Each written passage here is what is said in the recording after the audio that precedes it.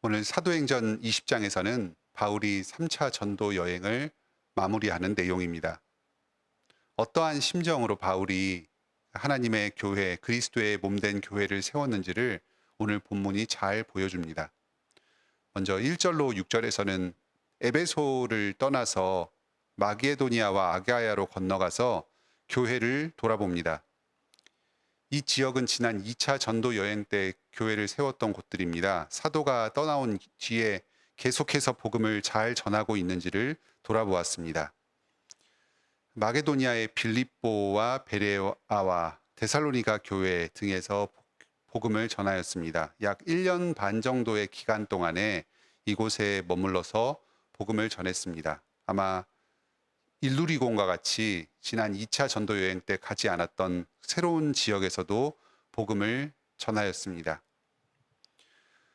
또 바울은 남쪽으로 내려가서 아가야 지역에 있는 고린도와 그 주변에서도 복음을 전하였습니다. 그리스의 남부 지방입니다. 고린도는 2차 전도 여행 때 목회를 하였던 아주 대표적인 교회였습니다. 약 1년 반 정도 기간 동안에 이곳에서 목회를 했습니다. 이번에 3차 전도 여행 때 방문한 기간에는 이 고린도와 그 주변 지역들을 약 3개월간 머무르면서 다시 복음을 전하고 그 교회의 문제들을 돌아보았습니다. 이제 바울은 예루살렘으로 돌아갈 것을 결정합니다. 아가야 지역에서 배를 타고 곧장 지중해를 거슬러서 예루살렘으로 가면 좀 더 빨리 갈 수 있습니다. 하지만 그 길목을 유대인들이 지키고 바울의 목숨을 노리고 있다는 소식을 들었습니다. 백길은 가는 항로와 또 들를 항구가 정해져 있기 때문에 추격이 더 쉽습니다. 붙잡힐 가능성이 높습니다. 그래서 도보를 통해서 왔던 길을 다시 거슬러 가면서 그 예루살렘 지역으로 돌아가기로 결정하였습니다. 본문의 4절에 보면 당시에 바울과 함께 동행했던 7명의 동역자들이 소개가 되고 있습니다. 지금 바울은 그 전도 여행 기간 중에 예루살렘의 극심한 그 환란을 돕기 위해서 각 교회 성도들이 거둔 구제 헌금을 가지고 운반하고 있던 중이었습니다. 거액의 헌금이었기 때문에 안전을 위해서 함께 지킬 사람이 필요했습니다. 또 그 헌금을 예루살렘 교회로 전달하기 위한 그 각 교회 대표자들, 이들이 교회를 대표해서 인사를 하면서 헌금을 잘 전달하기 위해서 이렇게 여러 교회에서 구성된 그 전도 팀을 이루어서 예루살렘으로 돌아가고 있습니다. 6절로 12절에서는 7절로 12절에서는 그 가는 길에 드로아 지역에 들러서 그곳에서 복음을 전한 내용이 나옵니다. 이 본문에서는 초대 교회의 모습을 엿볼 수가 있습니다. 이 교회는 안식 후 첫날에 모였습니다. 오늘날로 주일입니다. 안식일이 토요일이었고 안식 후 첫날 예수님께서 부활하신 주일에 모였습니다. 또 떡을 떼었습니다. 이것은 성찬을 하는 것을 말합니다. 고대 교회에서는 이 떡을 함께 떼면서 성찬을 하고 그와 함께 식사를 겸하였던 그 풍습이 있었습니다. 또 바울은 당시 예배에서 강론하면서 말씀을 전하였습니다. 구약의 말씀을 자세히 풀어서 설명하는 것을 말합니다. 주일 예배의 성찬과 말씀이 있었던 것을 봅니다. 오늘날 우리가 드리는 이 예배의 날짜와 또 그 본질적 요소들이 초대교회 때부터 시작되어서 지금까지 이어져 내려온 것입니다. 특별 집회로 밤 늦게까지 말씀을 전하였습니다. 많은 사람들이 모여서 말씀에 집중했습니다.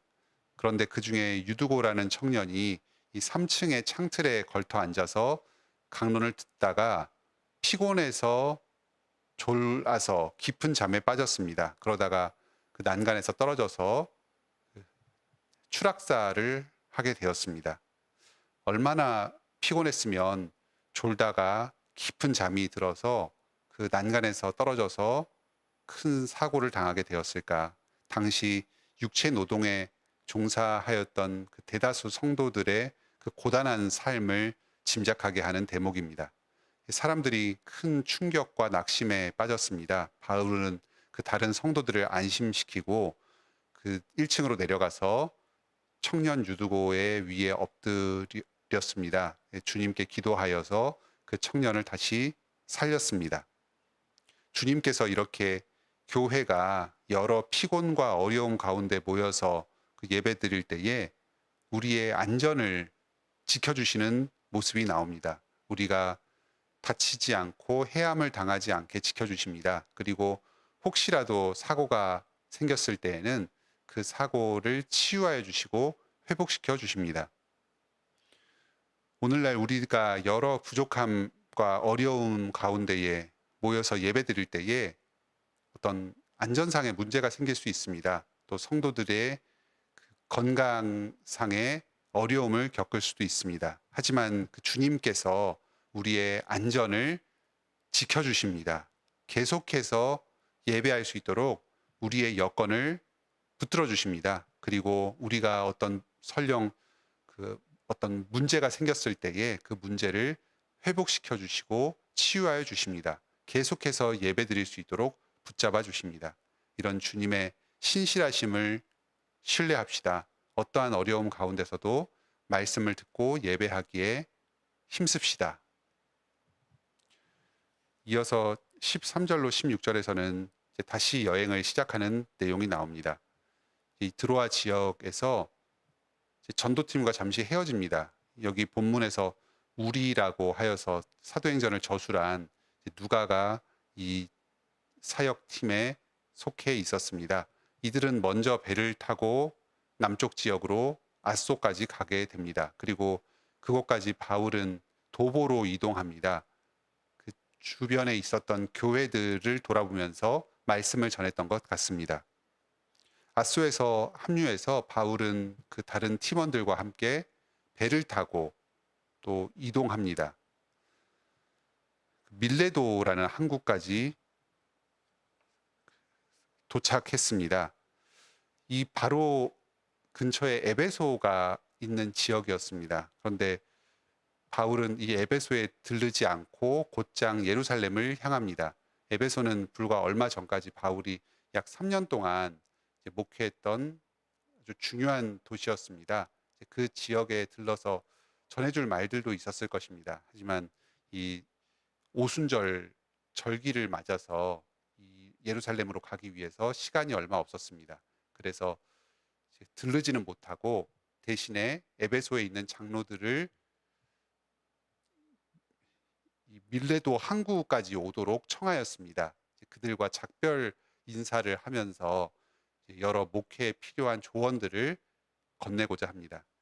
17절로 38절까지 이 긴 분량에 걸쳐서 에베소의 장로들에게 여러 가지 당부의 말을 전하는 내용이 나옵니다.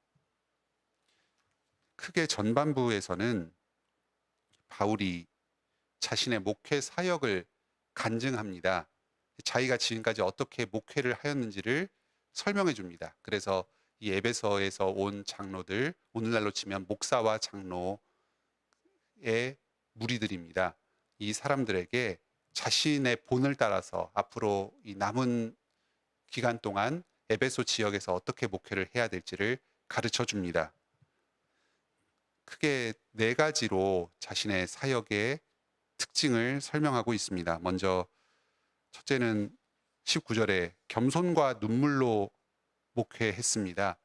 성도들을 겸손하게 섬기었습니다. 그리고 그 성도들을 돌보는 과정에서 많은 근심을 함께 겪으면서 또 마음 아파하면서 눈물 흘리면서 목회를 했습니다. 오늘날에도 목회를 하는 과정 가운데 겸손하게 성도를 섬길 때에 그 과정에서 여러 어려움들이 있습니다. 그 눈물 흘리고 가슴 아파할 일들이 있습니다. 그럴 때 기도하며 주님을 의지하며 성도를 섬깁시다. 이를 통해서 주님께서 이 눈물의 기도를 응답하시고 이 성도들을 돌보아 주십니다. 그리고 다음으로 20절에 그 거리낌 없이 말씀을 전하였습니다. 때로는 목사와 장로가 성도들을 양육하며 권면할 때에 항상 좋은 말만 할 수는 없습니다.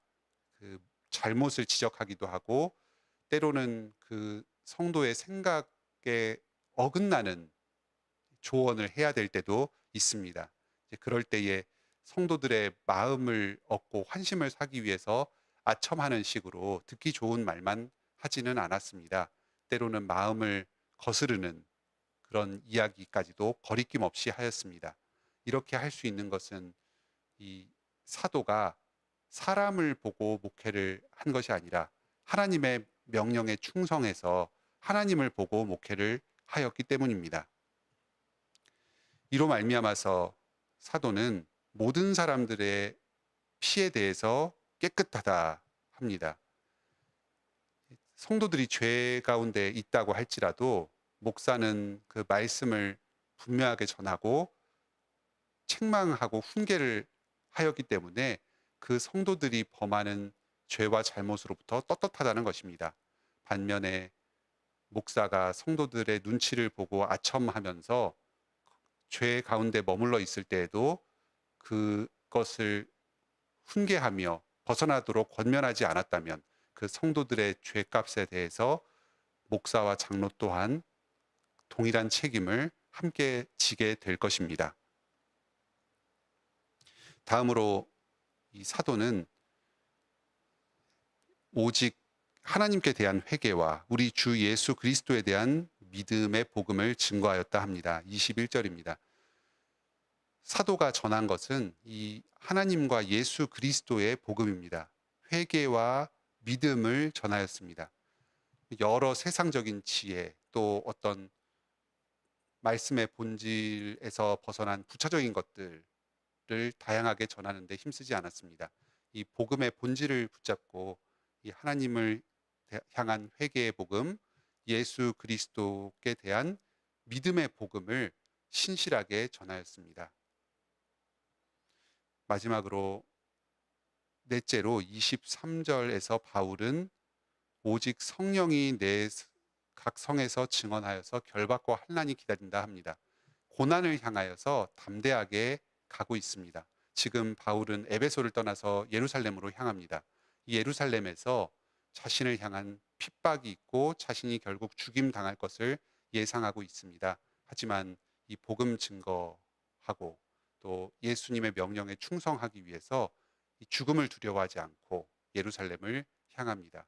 이 바울의 삶의 태도, 이 하나님의 말씀에 순종하기 위해서 고난과 죽음을 두려워하지 않는 이 태도 자체가 이 바울이 성도들을 가르치는 중요한 본보기가 되었습니다. 고난과 순교를 두려워하지 않는 철저한 순종의 태도를 바울은 가르쳤고 자신의 삶을 통해서 성도들에게 본을 보였습니다. 이어서 25절부터는 바울이 이 목사들, 장로들에게 자신의 삶의 사역의 간증을 통한 이 목회 교훈을 어떻게 적용해야 할지를 정리해서 설명합니다.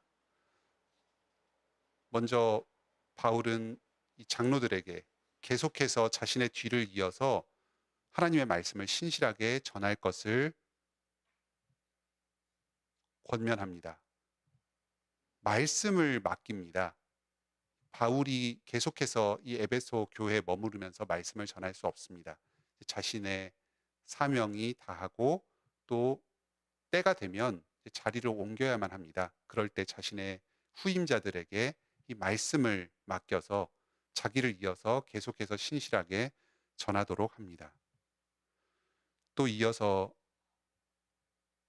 이 양무리를 잘 돌보도록 합니다.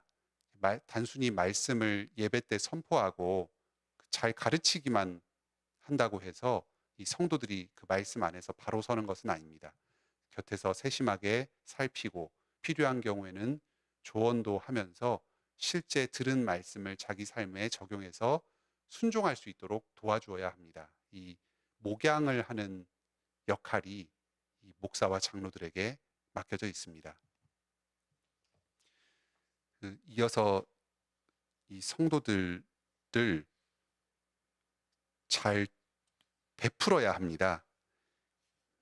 이 실제로 구제하는 것에 모범을 보이고 재리를 탐하지 않아야 합니다. 하나님께서 이 목사에게 장로에게 교회를 맡겨주시는 것이 어떤 경제적인 이익이나 현실적인 유익을 얻기 위해서가 아니고 오직 하나님의 은혜로 말미암은 사명을 감당하는 것을 분명하게 드러내야 합니다. 그래서 이제 목사와 장로는 교회에서 재물의 이익을 탐하지 않고 오히려 빠듯한 형편 가운데서도 자기가 가진 것들을 아낌없이 풍성하게 교인들에게 베풀어 주어야 합니다.